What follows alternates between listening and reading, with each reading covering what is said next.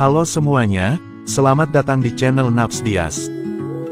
Hari ini kita akan membahas tentang seorang tokoh yang sangat inspiratif, Soo Hok-gi. Soo Hok-gi merupakan seorang aktivis, sastrawan, dan juga penulis yang hidup pada era pergerakan mahasiswa tahun 1960-an. Kehidupannya yang singkat namun penuh dengan perjuangan telah memberikan inspirasi bagi banyak orang. Yuk, kita simak perjalanan hidup Soo Hok-gi lebih lanjut. Soo Hok-gi adalah merupakan keturunan Tionghoa yang lahir pada tanggal 17 Desember tahun 1942. Ia adalah putra dari Sulaipit atau dikenal dengan nama Salam Sutrawan, seorang novelis, dan ibunya bernama Nio Hoan. Dalam biografi Soo Hok-gi diketahui bahwa ia adalah anak keempat dari 5 bersaudara. Soo Hok-gi merupakan adik dari Soo Hok-ji yang juga dikenal dengan nama Arif Budiman. Masa kecil Soo Hok-gi. Sejak masih sekolah, Soo Hok-gi dan Soo Hok-jin sudah sering mengunjungi perpustakaan umum dan beberapa taman bacaan di pinggir-pinggir jalan di Jakarta. Menurut seseorang peneliti, sejak masih sekolah dasar SD, Soo Hok-gi bahkan sudah membaca karya-karya sastra yang serius, seperti karya Pramoedya Anantatur. Mungkin karena ayahnya juga seorang penulis, sehingga tak heran jika dia begitu dekat dengan sastra. Sesudah lulus SD, kakak beradik itu memilih sekolah yang berbeda. Hok-jin Arif Budiman memilih masuk Kanisius. Sementara Soo Hok-gi memilih sekolah di Sekolah Menengah Pertama SMP Strada di daerah Gambir. Masa remaja Soo Hok-gi. Konon, ketika duduk di bangku ini, ia mendapatkan salinan kumpulan cerpen Pramoedya. Cerita dari Blora. Pada waktu kelas 2 di sekolah menengah ini, prestasi Soo Hok-gi buruk. Bahkan ia diharuskan untuk mengulang. Tapi apa reaksi Soo Hok-gi? Ia tidak mau mengulang, ia merasa diperlakukan tidak adil. Akhirnya, ia lebih memilih pindah sekolah daripada harus duduk lebih lama di bangku sekolah. Sebuah sekolah Kristen Protestan mengizinkan ia masuk ke kelas 3, tanpa mengulang. Selepas dari SMP, ia berhasil masuk ke sekolah menengah atas SMA Kanisius jurusan sastra. Sedang kakaknya, Hok-jin, juga melanjutkan di sekolah yang sama, tetapi lain jurusan, yakni ilmu alam. Selama di SMA inilah minat Soo Hok-gi pada sastra makin mendalam, dan sekaligus dia mulai tertarik pada ilmu sejarah. Selain itu, kesadaran berpolitiknya mulai bangkit. Dari sinilah, awal pencatatan perjalanannya yang menarik itu, tulisan yang tajam dan penuh kritik. Masa kuliah di Universitas Indonesia. Ada hal baik yang diukurnya selama menempuh pendidikan di SMA. Soo Hok-gi dan sang kakak berhasil lulus dengan nilai tinggi. Kemudian kakak beradik ini melanjutkan ke Universitas Indonesia. Di saat kebanyakan remaja etnis Tionghoa memilih jurusan kedokteran ataupun ekonomi, Soo Hok-gi memilih jurusan yang berbeda yang menurutnya sesuai dengan kepribadiannya.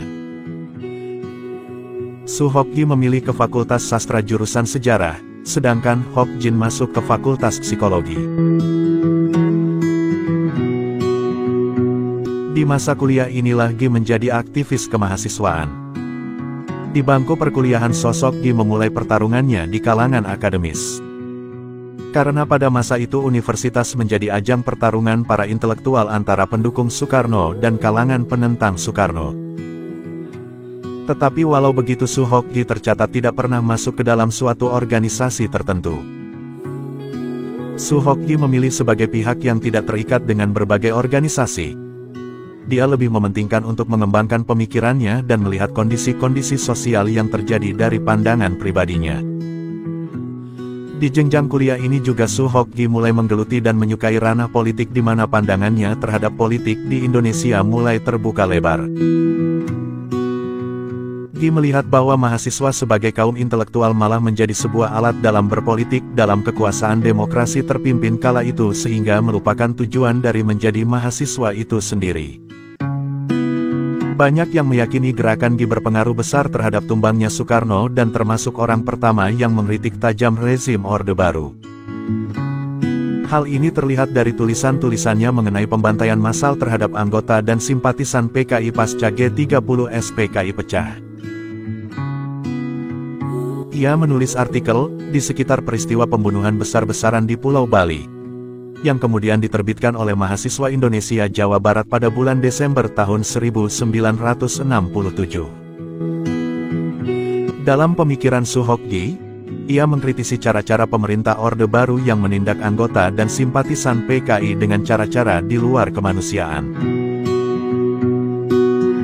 Gi sangat kecewa dengan sikap teman-teman seangkatannya yang di era demonstrasi tahun 66 mengkritik dan mengutuk para pejabat pemerintah kemudian selepas mereka lulus berpihak ke sana dan lupa dengan visi dan misi perjuangan Angkatan 66. Gi memang bersikap oposisif dan sulit untuk diajak kompromi dengan oposisinya. Pendiri Mapala Universitas Indonesia, Su Hokgi diketahui merupakan salah satu tokoh pendiri Mapala UI. Salah satu kegiatan pentingnya adalah naik gunung. Pada saat memimpin pendakian Gunung Slamet 3.442 meter, ia mengutip Walt Whitman dalam catatan hariannya, "Now I see the secret of the making of the best person. It is to grow in the open air and to eat and sleep with the earth." Pemikiran dan sepak terjangnya tercatat dalam catatan hariannya. Pikiran-pikirannya tentang kemanusiaan, tentang hidup, cinta dan juga kematian. Dalam biografi Su Hokgi diketahui bahwa pada tahun 1968 Gi sempat berkunjung ke Amerika dan Australia, dan piringan hitam favoritnya Joan Baez disita di Bandara Sydney karena dianggap anti-war dan komunis. Tahun 1969 Gi lulus dan meneruskan menjadi dosen di alma maternya. Bersama Mapala UI Gi berencana menaklukkan Gunung Semeru yang tingginya 3.676 meter. Sewaktu Mapala mencari pendanaan, banyak yang bertanya kenapa naik gunung dan Gi berkata kepada teman-temannya, "Kami jelaskan apa sebenarnya tujuan kami. Kami katakan bahwa kami adalah manusia-manusia yang tidak percaya pada slogan. Patriotisme tidak mungkin tumbuh dari hipokrisi dan slogan-slogan. Seseorang hanya dapat mencintai sesuatu secara sehat kalau ia mengenal objeknya. Dan mencintai tanah air Indonesia dapat ditumbuhkan dengan mengenal Indonesia bersama rakyatnya dari dekat. Pertumbuhan jiwa yang sehat dari pemuda harus berarti pula pertumbuhan fisik yang sehat. Karena itulah kami naik gunung." Wafatnya Su Hokgi di Gunung Semeru. Gi sering sekali mendaki gunung di Indonesia seperti Gunung Gede, Gunung Salak dan Gunung Slamet. Pada tanggal 12 Desember tahun 1969 bertepatan Lebaran hari kedua, Gi dan teman-temannya pergi mendaki Gunung Semeru. Mereka berkumpul di stasiun kereta api Gambir Jakarta Pusat sebelum pukul 6 waktu Indonesia Barat. Bagi Mapala Fakultas Sastra UI merupakan pendakian pertama ke gunung tertinggi di Pulau Jawa dengan ketinggian 3.676 mdpl. Selain Gi, tim pendaki Gunung Semeru lainnya adalah Aristides, Herman Onesimus Lantang, Abdurrahman, Anton Wijana, Rudi Badil, Ithan dan Fantari Lubis, dan Freddy Lodewijk Lasut. Mereka berangkat pada pukul 7 waktu Indonesia Barat ke stasiun Gubeng Surabaya memakan waktu perjalanan sekitar 20 jam. Rudi bercerita hari pertama keberangkatan Hokgi banyak memberitahukan pengetahuannya tentang sejarah masa kompeni di Jawa.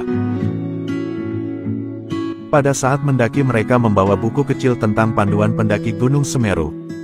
Guides for Bergeteuchen op Java, buku dari Dr. C.S.Ten. Selain itu mereka juga membawa buku tambahan Bergenwelt, buku dari C.W. Oresenter yang terbit dari Bandung pada tahun 1927. Guy selalu memanfaatkan pendakiannya untuk mengenal Indonesia. Proses mencintai Indonesia itu sama halnya dengan mengenal lebih jauh rakyat dan masalahnya. Mata Guy terbuka lebar selama naik gunung. Guy melihat dan berdiskusi terkait berbagai macam ketimpangan. Guy semangat sekali mendaki ke Gunung Semeru karena akan merayakan ulang tahunnya pada tanggal 17 Desember nanti. Namun Guy sempat memiliki firasat tentang kematian. Mimpi ini tidak pernah ada pada pendakian sebelumnya, tapi saat mendaki Semeru firasat itu tiba-tiba hadir. Dalam mimpinya itu Guy menyempatkan diri untuk berpamitan dengan teman-temannya. Cuaca buruk, hujan, dan kabut dalam pendakian menuju puncak Mahameru jadi asal-muasalnya. Pendakian menjadi sulit dan ditambah lagi dengan adanya peristiwa Semeru mengeluarkan ledakan dan letusan yang menyemburkan debu dan gas beracun ke udara. Peristiwa itu menjadi menyeramkan karena membuat nafas menjadi berat. Akan tetapi, Guy dan teman-temannya dapat melewatinya. Dia sempat merasakan berada di puncak Mahameru sesuai dengan mimpinya. Di puncak Mahameru seluruh pendaki bergegas untuk turun. Dalam penurunan saat itu Rudi Badil melihat Guy sudah kelelahan. Guy duduk di tepian lereng menjelang puncak Semeru. Ia termenung dengan ciri khasnya. Duduk sambil menopang dagu. Rudi lalu menyapa Guy. Guy balas menyapa dengan menitipkan sejemput daun cemara untuk dititipkan kepada mahasiswi di kampusnya sebagai bukti mereka berhasil mendaki ke Gunung Semeru. Karena udara dan gas beracun di puncak Mahameru semakin banyak, teman-teman Guy mengajak segera bergegas turun. Namun, Guy dan Ithan tak pernah sempat turun dari puncak Mahameru. Mereka meninggal dunia di dekapan Semeru. Kepergian Guy terjadi pada tanggal 16 Desember persis satu sebelum hari ulang tahunnya yang ke-27 tahun. Guy meninggal muda. Evakuasi jenazah Guy dan Ithan membutuhkan perjuangan yang sangat panjang dikarenakan mereka meninggal di puncak Mahameru. Jenazah lalu Suhok Guy disemayamkan terlebih dahulu di Fakultas Sastra UI sebelum dimakamkan di pemakaman Kebon Jahe Kober atau Kerhofland di Tanah Abang.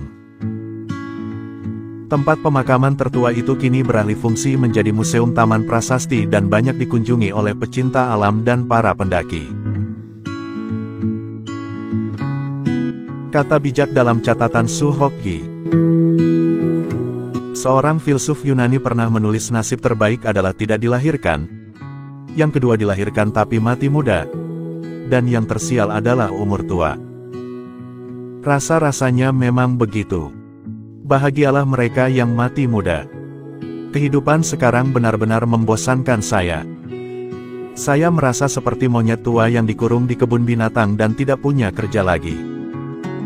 Saya ingin merasakan kehidupan kasar dan keras, diusap oleh angin dingin seperti pisau, atau berjalan memotong hutan dan mandi di sungai kecil. Orang-orang seperti kita ini tidak pantas mati di tempat tidur. Yang paling berharga dan hakiki dalam kehidupan adalah dapat mencintai, dapat iba hati, dapat merasai kedukaan.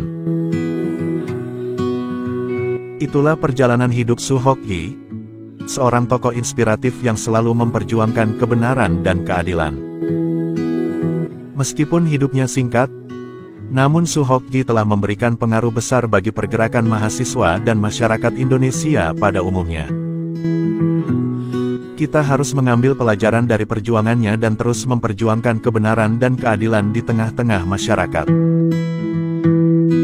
Terima kasih telah menonton video ini dan jangan lupa untuk like dan subscribe channel Naps Dias untuk video inspiratif selanjutnya.